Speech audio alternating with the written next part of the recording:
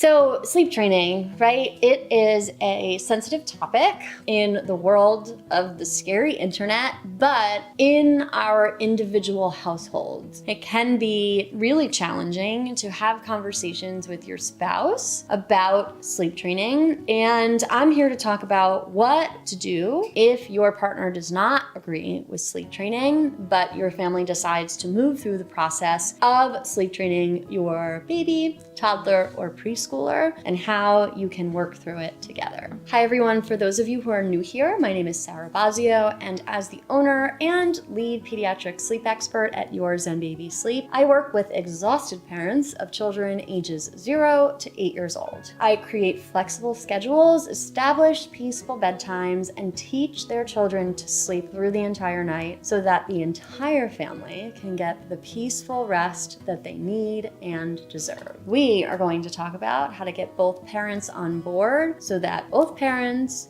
and all the kids can be sleeping in a very short amount of time, 2 to 3 weeks, because that's about all it takes to sleep train your children. Why do parents, spouses, partners disagree on sleep training their children? There are many reasons that I come across in my practice when I am working with families one-on-one, and sometimes it really comes down to parenting philosophy. So this is something that I think all families are going to encounter many times throughout raising their children. We have to remember that as two parents, we were raised in two separate households, right? And we had two separate sets of ideals that maybe are similar, but we are now coming together and having to blend those ideals to raise a human being together. When this happens, we are making decisions together about our child rearing. Sleep training is a really big decision. It is more than just teaching your child independent sleep habits. It is a decision about how we manage behavior. And it is a decision about how we prioritize sleep, even coming from different cultures. You know, if you have families who are from two different cultures, some cultures value co-sleeping. Some cultures value crib sleeping. If you have families from two different cultures, who is going to win that battle, right? Who is going to be the person who co-sleeps with the child, or who is going to be the person who teaches them to sleep in the crib? All of these are conversations that some of the time don't happen before you have a child. You don't even think to have them before you have the child until they're right in front of you. So I find that this is really the surface level reason why parents are having these disagreements. The biggest reason why parents disagree with the process of sleep training is because there is going to be crying involved. I always say this to every family. Even the book, The No Cry Sleep Solution, you can open it up to the first or second page, and the disclaimer says, in not quoting directly, basically, there is going to be crying when you sleep train. So, whereas their method is going to reduce the amount of crying, there's going to be some level of crying. And every parent is aware of this. When parents disagree, sometimes it's because they disagree on the level of crying, or they're uncomfortable with crying, or they don't want their children to endure crying. And they don't have a common ground with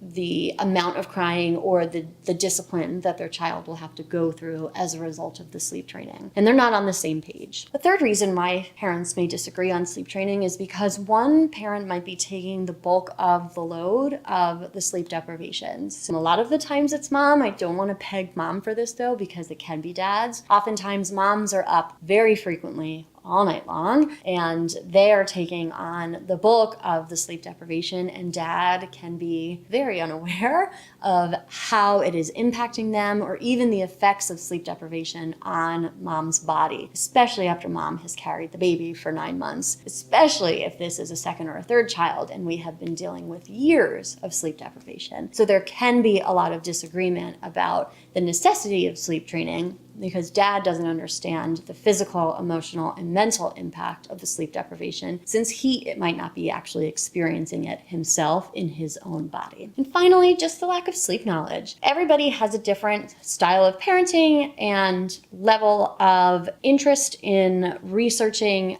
education and receiving education about the individual topics about their children, right? And there's lots of information about sleep and its its positive impacts on children and their growth and development. And a lot of times I will hear, one spouse say, I've done a lot of research and sleep is so essential to their growth and development. And the other spouse will say, yeah, I don't really see the value, or I haven't done the research. And that disconnect can really be the wedge in between somebody getting on board with the sleep training. How do we get onto the same page? I think the best place to start is in a neutral setting, on neutral ground, away from the home, and when we aren't with our children together. So it can be really helpful if you have the availability and the funds to go seek out a therapist, or even just somebody who can be a really great mediator who doesn't have any bias towards one or the other of you, so that you can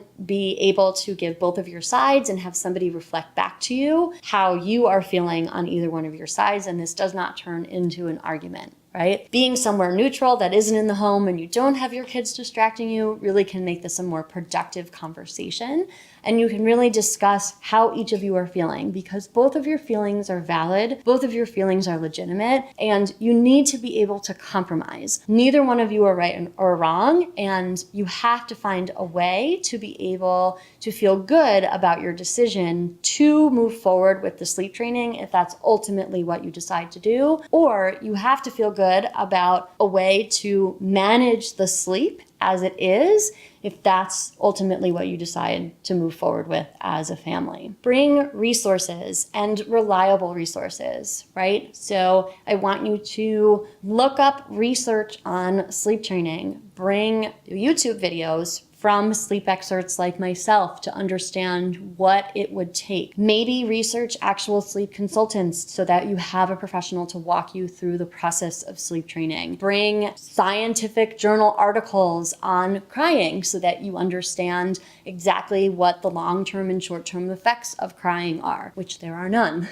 Just so that if there is sensitivity to crying, that we understand what, the implications of it are, so that we can ease concerns, right? When we have the facts and when we have the knowledge, it is much easier to be able to see that in front of us. And then what we can do is really support and hold the emotions, because we are addressing the emotions with factual evidence. I'm just going to assume that as a family, you have gone through the process of sitting down together, and even though one of you may have been a little more uncomfortable with sleep training, you have decided together that this is the route you are going to take. The number one thing I want you to keep in mind is that it is essential that you come up with a plan. So whether you work with an expert or not, you have to have a plan and you have to stick to it. Both of you. Both of you have to be 100% consistent, and there has to be awareness that the person who may not be as gung-ho about the sleep training has to be aware that they cannot sabotage the process by not being consistent, right? Sometimes this is what I see, that there may be a little self-sabotage because they weren't as interested in sleep training and there might not be as on board with it. So I want there to be self-awareness. I want you to set a limit too. The compromise might be, I'm not loving the idea of sleep training. I will pick a method that I feel comfortable with. I will follow a plan. We will be consistent. We will support each other throughout the process, or we'll hire a professional to support us. And I promise to try it for 3 weeks. And if it doesn't work, then we go back to the way it was before. And this way, at least you have a goal set in mind. And then by the end of 3 weeks, which I can promise you, by the end of 3 weeks, if you're doing it correctly, your problem will be solved. But if it's not, then what you know is that you can always say, all right, I've tried it, and we can go back to the way things were before. This sometimes can be a good way to find the middle ground between any of your concerns about moving forward with the process of sleep training. Keep in mind that the process of sleep training is not linear. It is much like a roller coaster where we're going to see progress, we'll see regressions, and then progress and a little bit of a regression again. And I want you to be supportive of each other through that. We are dealing with human behavior. We are not dealing with robots. So as partners in this life together, it is really helpful to go through this process and apply these procedures as a team. You created a beautiful human life together, and you can help teach them a beautiful skill as one unit. And when you are supportive of each other, even if you don't love the idea together, it can be really, really beneficial to your child to lift each other up and celebrate the wins together. I want you to remember that at the end of the day, when you choose sleep training, you're choosing sleep. Sleep is essential to your child's growth. It's essential to your child's development. It's essential to their brain, to their academics, to their behavior. There are so many good things that good, long, consecutive hours of sleep produce, and that's what the science tells us time and time and time again. And there are very, very, very little effects, short term of crying and no long-term effects of crying that the science tells us. So with that, I really want any of the concerns of sleep training to be alleviated and for partners to come together as a unit and to prioritize their children and their sleep habits to a lifelong skill. If you have different views on sleep training, on your feeding habits, on your parenting styles, on your behavior styles, anything, guess what? You're just a normal couple. That's all of us, right? And we're all just trying to figure out the best way to compromise and raise our children to be kind humans. So join the club. I'm really happy that you made it to the end of this video, and I would love for you to let me know if you enjoyed it by giving it a like, and scroll down to the bottom and leave me a comment if you have any questions, because I love to interact with my community here and answer any comments or concerns or questions that you have about this topic specifically or any other topics related to sleep. Make sure you subscribe to the channel so that you're the first to know when I post my latest sleep content. And as always, from my living room to yours, thank you so much for joining me today, and I can't wait to see you next time.